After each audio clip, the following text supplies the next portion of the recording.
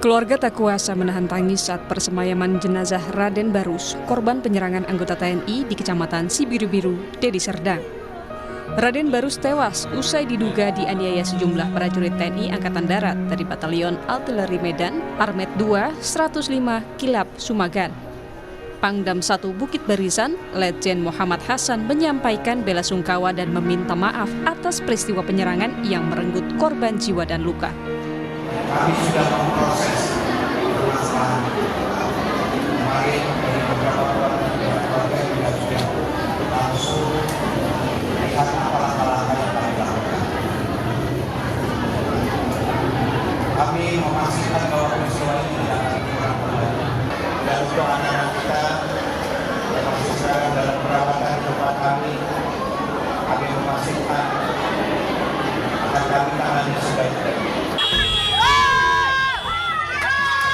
Peristiwa penyerangan dan pengeroyokan diduga berawal dari cekcok di jalan saat berpapasan dengan sepeda motor pada Jumat 8 November lalu.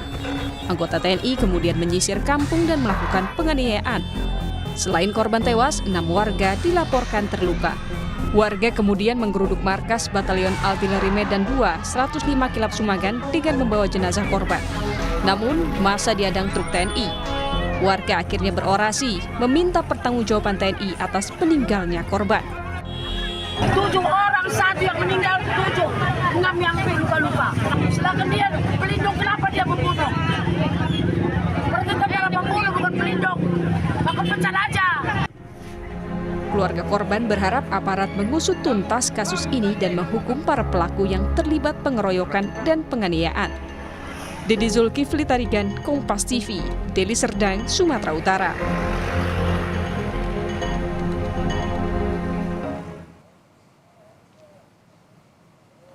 Saudara, membahas lebih dalam mengenai kasus penyerangan anggota TNI pada warga di Deli Serdang, Sumatera Utara, sudah tersambung Wakil Ketua Komisi 1 DPR Fraksi Partai Demokrat, Anton Sukartono Surato.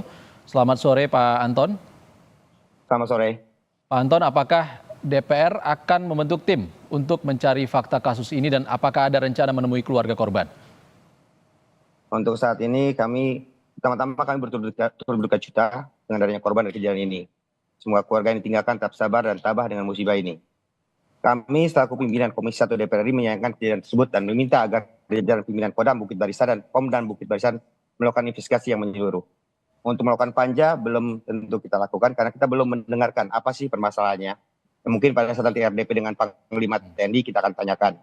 Intinya kami akan menyelidiki kasus ini, apakah yang menyebabkan sehingga mereka menyerang warga sipil, dan kita berharap tidak akan terulang lagi kejadian seperti ini. Jadi DPR belum dapat informasi awal soal pemicu penyerangan? Belum.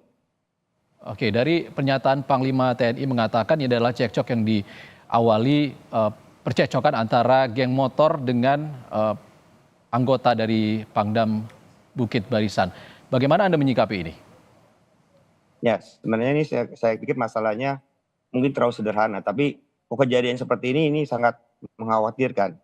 Bagaimana cuma karena cekcok di jalan mengakibatkan TNI menyerang kepada warga sipil, itu sangat tidak masuk akal. Makanya kita perlu menyelidiki hal tersebut. Apakah hanya seperti itu atau ada kejadian lain yang menyebabkan TNI menyerang kepada warga sipil? Cekcok antara anak muda yang kata Panglima diduga adalah geng motor ini hingga menimbulkan korban jiwa berusia 61 tahun, Pak Anton. Itu dia, umurnya 61 tahun, terus cekcok di jalan, mengabar penjarakan TNI itu bagi saya nggak masuk akal. Tapi karena kita belum mendengar secara langsung, nanti setelah kita dengar langsung dari Panglima TNI, apa sih penyebabnya?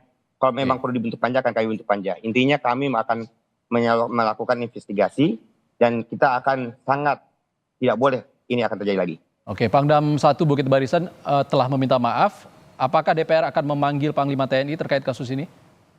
Ya, pada saat RDP tentu akan katanya tidak perlu memanggil, memang sudah diagendakan. Mungkin minggu depan kita akan mendengarkan langsung dari Panglima mengenai hal tersebut. Sebenarnya kalau kita lihat ini adalah penyerangan yang dilakukan terhadap warga sipil terkait sanksi. Sebenarnya sanksi apa yang bisa dijatuhkan, Pak Anton? Ya, sanksinya sesuai dengan sanksi militer. Apalagi sudah memakan korban ya. Entah itu ya mungkin pemecatan ataupun disiplin yang lain. Intinya semuanya ada pengadilan militer yang akan hukum tersebut. Oke Pak Anton, kasus antara TNI dengan warga sipil sudah sering terjadi. Bagaimana ini untuk mencegah ke depannya terulang lagi? Nah itu dia. Ini antara sipil dengan TNI seharusnya kan jadi satu. Yaitu TNI harus menjadi penganyam bagi masyarakat, bukan untuk yang menyerang masyarakat. Jadi kita akan tekankan lagi pada saat rapat dengan Panglima, kembalikanlah TNI sebagai penganyam masyarakat.